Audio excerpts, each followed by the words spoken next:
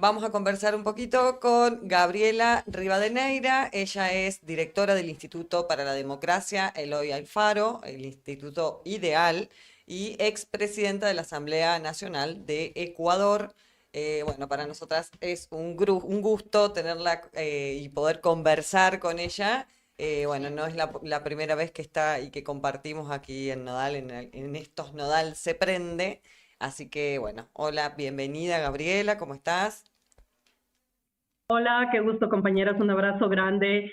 O sea, bueno, primero abrazarlas, porque todo lo que está pasando en el sur y particularmente Argentina no merece otra cosa que marquemos con un fuerte abrazo realmente a todas y todos y especialmente quienes están desde los medios de comunicación alternativos, ¿no? Así que un gran abrazo realmente y felicitaciones por todo el esfuerzo que hacen para generar estos espacios de la otra comunicación. Gracias, compañeros. Mm, No, gracias a vos, Gabriela, por acompañarnos nuevamente, ¿no? Y bueno, en un momento donde ustedes también son grandes especialistas por allá, ¿no? Porque, bueno, como bien decíamos recién, esto es una estrategia regional.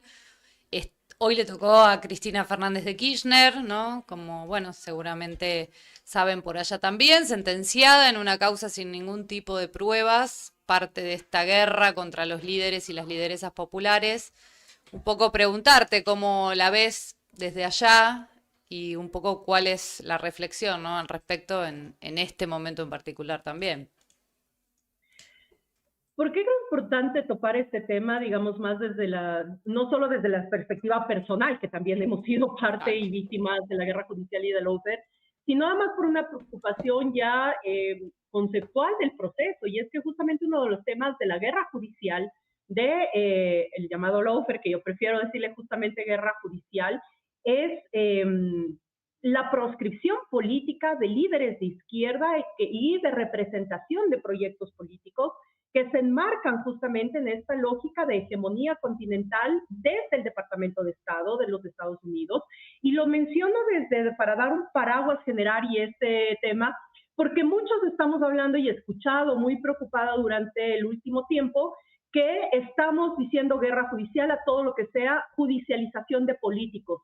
Y hay una diferencia entre la judicialización a los políticos y las políticas, entre la politización de la justicia y el arma o el formato regional de la guerra judicial que tiene nombres y apellidos en cada uno de nuestros países. Entonces, yo sí planteo esto de entrada porque me preocupa mucho que pasemos esa línea fina que sí diferencia y que sí es menester también mencionarlo de la judicialización a políticos corruptos y de la judicialización a políticas y políticos que en este caso representan un proyecto político y una alternativa de izquierda a los que jamás se le han comprobado nada ni podrá comprobárseles nada de lo que son acusados, pero que aún así tienen estas sentencias espurrias, mamotretos jurídicos, como lo que pasa hoy en la Argentina contra Cristina Fernández de Kirchner, que digamos es una consecuencia o ya era un libreto anunciado. Cristina Fernández es la que acumula más de 600 procesos judiciales. Rafael Correa tiene más de 50 procesos judiciales. En este caso, pues nos une justamente este tema de una parte fundamental de esa sentencia, que no es solo los años de prisión, es la anulación de los derechos políticos de por vida. En Rafael Correa, que voy a centrarme más en el caso ecuatoriano, obviamente, pues dieron mucho énfasis los medios de comunicación corporativistas, no a la sentencia de 8 años de prisión por un caso que jamás pudo ser comprobado, que terminó siendo justamente influjo psíquico, que es cómico, realmente es cómico explicarlo y quienes lo escuchan no saben si realmente es una broma o si realmente estamos hablando de un precedente judicial nefasto para el formato del lawfare de guerra judicial. Influjo psíquico. Ese es el delito por el que juzgaron a Rafael Correa Delgado a 8 años de prisión y 25 años de prohibición de participación política, es decir, la anulación política. Y los medios de comunicación en el titular a lo que hacen más énfasis es a eso, 25 años de prohibición de participación política, es decir, cómo vamos aceptando como sociedades que a través de estas sentencias se quiten a personajes que representan estos proyectos de la palestra electoral y política. Mientras por otro lado, me atrevo a decir, los grandes responsables de delitos contra los pueblos en ningún momento son juzgadas, ¿no? Lo conversábamos con Paula Jiménez, la directora de Nodal, al principio de este programa, diciendo, bueno, es una estrategia muy finita que ha avanzado, pero con virulencia en nuestra región, tan bien como lo describías. Una dimensión más de la guerra que efectivamente termina golpeando los proyectos populares. Estando en gobierno, en posición de gobierno, son desestabilizadores y después procuran negar, inhabilitar la participación, como bien decías, Gabriela. Y aparte de eso, también me sugeriría a quienes nos están escuchando, viendo, o sea, comprender esto tampoco es sencillo, porque digamos está mucho en el discurso de la élite política. No hemos lastimosamente aterrizado esto a un lenguaje de pedagogía popular que comprenda a los pueblos, que ayude a comprender a los pueblos la gravedad de lo que es un formato como el que están ejerciendo en la región. Pero yo me permitiría de pronto recomendar que podamos ver ciertos materiales que lo grafican de manera perfecta. Hay un documental brasileño que se llama El filo de la democracia, que creo que es el más pedagógico para comprender la guerra judicial, porque justamente grafica lo absurdo que puede llegar a ser un proceso. Este caso es obviamente basado en el tema brasileño contra Lula da Silva, pero que es copia y pega en todos nuestros países. Brasil, Argentina, Ecuador, Bolivia. Son copiar y pegar prácticamente el mismo formato, salvo ciertos detalles. En Ecuador no solamente fue el tema administrativo, el tema judicial, el tema mediático, también fuimos al tema de la proscripción partidaria.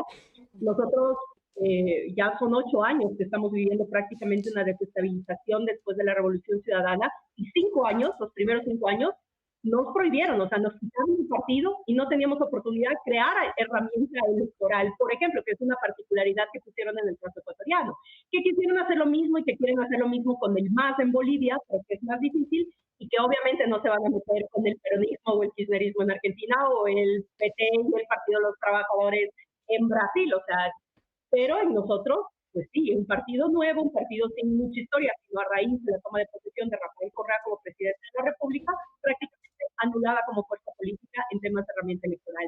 Y algo que es aún más agravante, no solamente es este caso patético de influjo psíquico de la sentencia de Rafael Correa, sino la cantidad de exfuncionarios del gobierno de la Revolución Ciudadana del Ecuador que estamos en condición de exilio en diferentes países del mundo. Uno de ellos, por supuesto, México, que ha sido uno de los que reivindica la historia de asilo político mexicano durante su historia, ahora en este pleno siglo XXI, con ecuatorianos, bolivianos, salvadoreños, es decir, hay una nueva ola de exilio provocada justamente por los temas de persecución política en nuestros respectivos países, sino que en Ecuador, además, el caso más dramático, y es porque el que hemos hecho una campaña permanente también para socializar qué es lo que está pasando, que la CIDH está metida, que ha pedido temas de sustitución de las medidas, todo es contra Jorge Glass.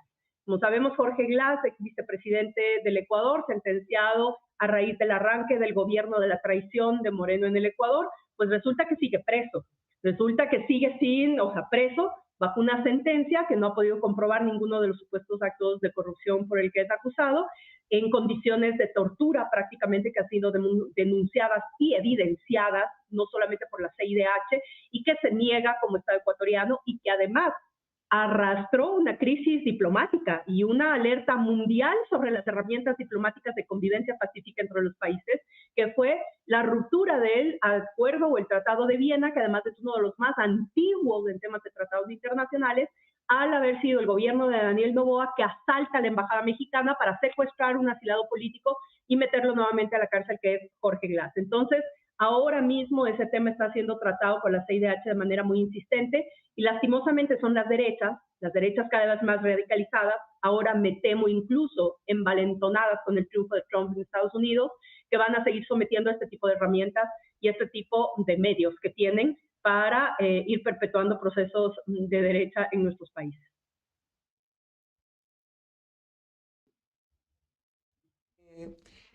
Muchas gracias, Gabriela, por tu análisis, realmente muy interesante y muy necesario que en nuestra región podamos conversar, que podamos difundir y que podamos conocer cuál es la realidad de cada uno de estos casos, que son un montón y que incluso además toman el nivel escandaloso de lo que fue el asalto a la embajada de Ecuador en México. Digo, el nivel de impunidad con el que se manejan, el nivel de violencia y que además, bueno, violencia física, por supuesto, y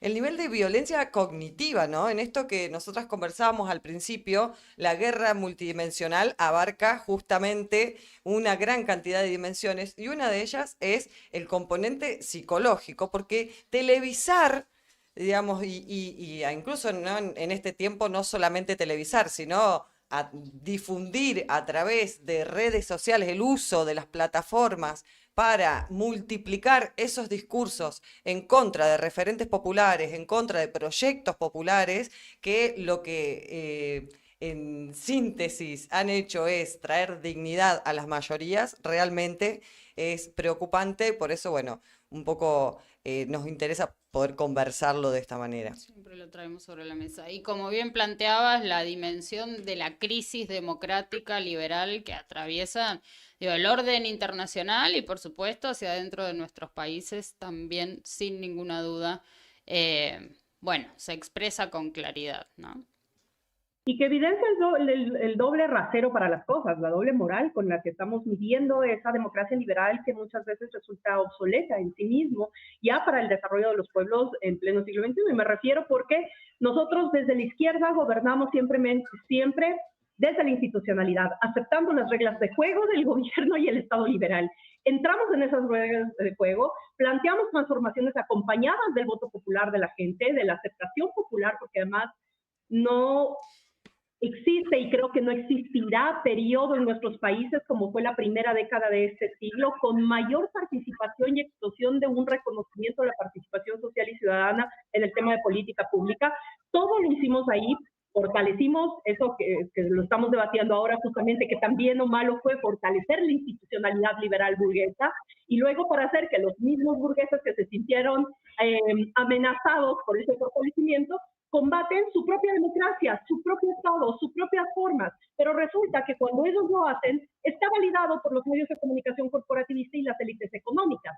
En cambio, claro, en los gobiernos de izquierda se mide mucho más fino y es triplemente o 10 veces más atacado cuando hay falencias de esa institucionalización. Pero con los gobiernos de derecha tendemos a naturalizar y nos convencen que está naturalizado y que está bien tomar ese tipo de decisiones.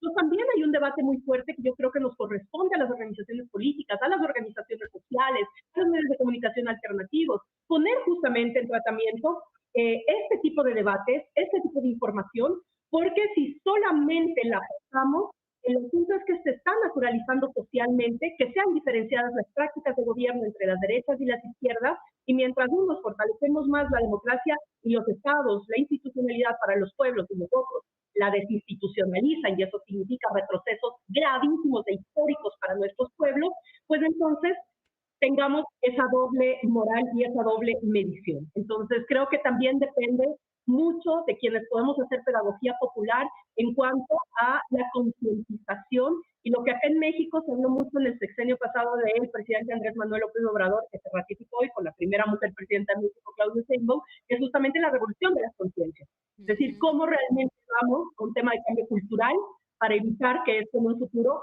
se perpetúe en nuestro tiempo, porque es nefasto. En Argentina, en Ecuador, esto ha sido nefasto, con un retroceso histórico que difícilmente vamos a poder recuperar en corto tiempo y que lastimosamente deja una sociedad fragmentada, friccionada y sin tejido.